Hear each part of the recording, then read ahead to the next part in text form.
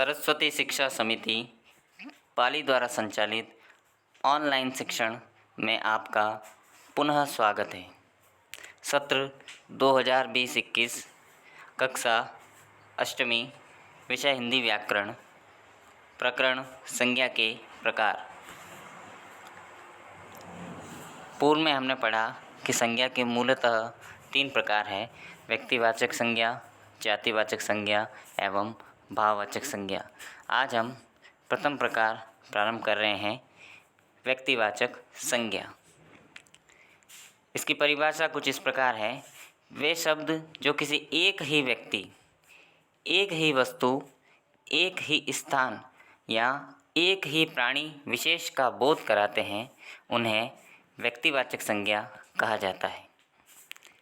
इसके उदाहरण हैं, चाहे नदियों के नाम लें, गंगा, यमुना, सरयू, कावेरी, गांवों के नाम, जोबनेर, बेगस ठिकाना, जिलों के नाम, भरतपुर, अलवर, टोंक, झुंझुनू, राज्यों के नाम जैसे राजस्थान, उत्तर प्रदेश, मध्य प्रदेश, दिल्ली, हरियाणा आदि।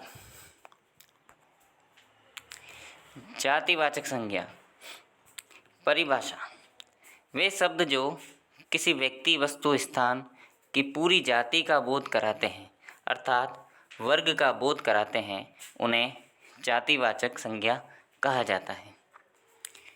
जैसे शाब्दिक अर्थ अगर हम लेवें तो कोई समूह है, कोई समुदाय है, कोई वर्ग है, वो भी इसी के अंतर्गत आता है। जैसे हमने पूर्व में भी पढ़ा था कि कई विद्वान इसके 2 प्रकार और बताते हैं, जैसे द्रव्यवाचक तथा समूह या समुदायवाचक। तो ये भी जातिवाचक संज्ञा के ही भाग हैं। द्रव्य से तात्पर्य है पदार्थ, तो कोई भी पदार्थ है वह भी जातिवाचक संज्ञा में लिया जाता है। और साथ ही साथ जो समुदायवाचक कोई भी समूह है, जैसे सेना है, समिति है आदि, तो ये सारी संज्ञाएं भी जातिवाचक के अध्ययन की जाती है।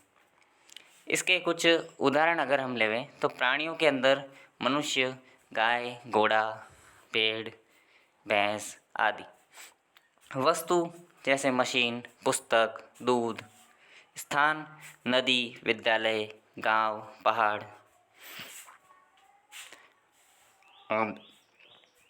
आदि। भाववाचक संज्ञा वे शब्द जो किसी व्यक्ति, वस्तु, स्थान के भाव या दशा जैसे स्वभाव या अवस्था का बोध कराते हैं, उन्हें भाववाचक संज्ञा कहा जाता है। इसके कुछ उदाहरण हैं, जैसे बुढ़ापा, मिठास, बचपन, मोटापा, चढ़ाई, थकावट आदि।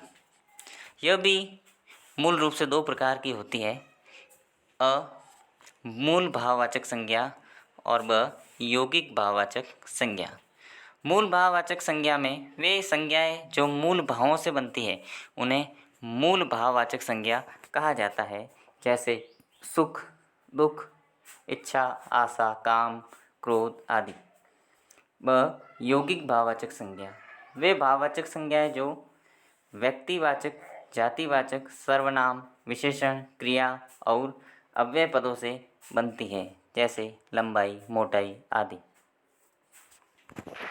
आज के गृह कार्य के प्रश्न: निम्न शब्दों में प्रयुक्त संज्ञा का प्रकार लिखिए, जैसे जोधपुर, सुरेश, बचपन, ईर्ष्या, बालक, वृक्ष, कोयल, मैदान, पुस्तक तथा भारत। प्रश्न क्रमांक 2, संज्ञा प्रकरण को सारणीबद्ध यानी एक चार्ट बनाना है अपनी उत्तर पुस्तिका में। धन्यवाद।